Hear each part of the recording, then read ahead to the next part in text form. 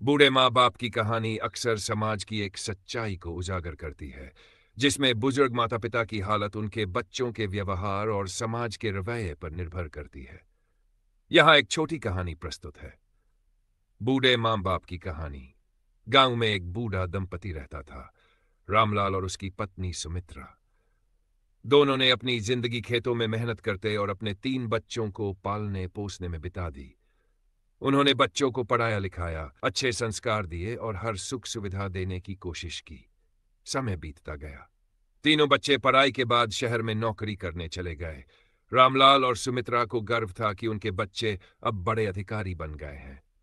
वे सोचते थे कि बुढ़ापे में बच्चे उनका सहारा बनेंगे।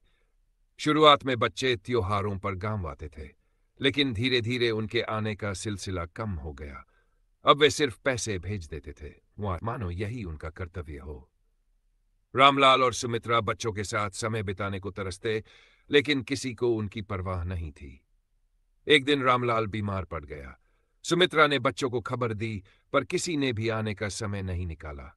आखिरकार गांव के पड़ोसियों ने उनका ध्यान रखा। रामलाल की हालत बिगड़ती गई और एक दिन वह दुनिया से चला गया। सुमित्रा अब अकेली रह गई। उसने एक चिट्ठी अपने बच्चों को लिखी। हमने अपनी पूरी जिंदगी तुम्हें बेहतर बनाने में लगा दी, तुम्हारे लिए सपने देखे और उन्हें पूरा करने की कोशिश की, पर आज जब मैं तुम्हारी जरूरत है, तुम हमारे साथ नहीं हो।